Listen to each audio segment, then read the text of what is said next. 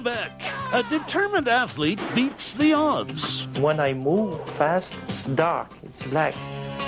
In Saskatchewan, the mystery of the crooked trees. They say it's haunted, they won't come near it. And in Ontario, there's the Beaver-sculpting. That's correct. Improving on nature with Nunzy's Beaver Art. We're on the move, we're on the go, we're on the road again. Come along and share with us the stories of the land.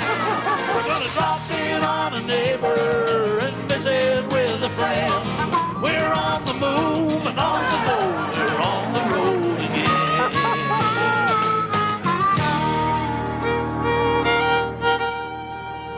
Hi again, everybody, and welcome to On the Road Again. You know, Canada's National Gallery is filled with art treasures from all over the world. But there's one branch of art that you won't find here. Not yet, anyway.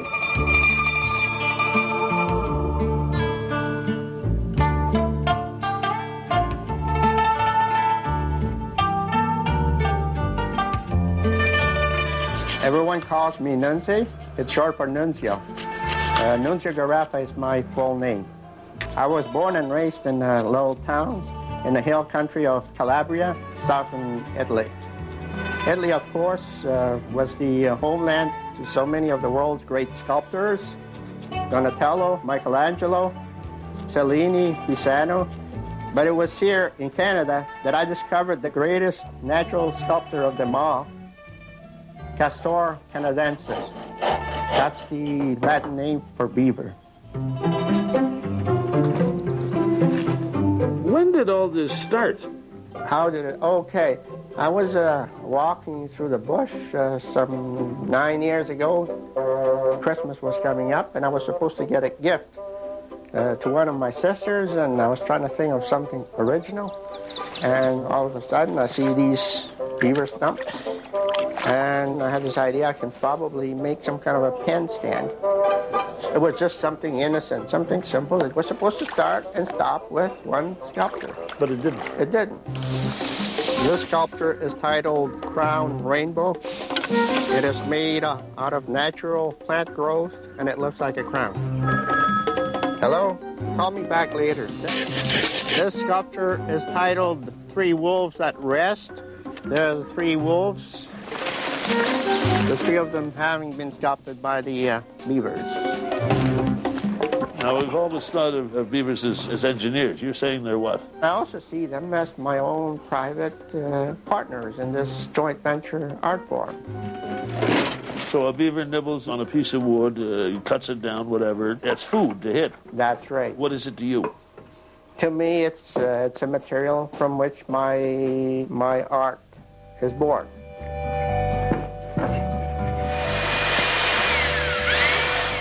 How do you describe what you do? I mean, is this folk art? Is this serious art? What do you call it? Well, to me, the concept behind it doesn't exist anywhere else. It's a special art form. It's a fantasy. It's a dream world, so I call it a fantasy art form. Every time I work on a sculpture, I'm on a different plane. I'm not here on Earth. I'm way high up in the clouds. I have this little invisible fellow behind me. It's not Michelangelo. I use Sandro Botticelli. One of the most beautiful paintings I've ever seen was by Botticelli, so I figured he'd be a good fellow to have an eye over me. Botticelli is your mentor, then? He is right. He's always looking over his shoulder and you say, no, that doesn't fit right, or that doesn't look right, change that, or that looks, so once in a while, that looks pretty good. This is one of the pieces that took the longest for me. There's the beaver sculpting. That's correct. It's sculpted here. It's a hollow log. Obviously, Noah's Ark. That's correct. Oh, that's marvelous. When did you make this? I started this in 1992, and I finished it in 1998. There are some pieces that are serious art. This is my dad and I in 1961. But in general, they are whimsical. If the sculpture doesn't make me laugh, I change it. I modify it. These pieces make you laugh? All the time. I always laugh. The pieces are just make me laugh more, of course. This is my cellular rotary telephone. It is titled, Mr. Watson, come here, I want you. These were the first words ever spoken on the telephone.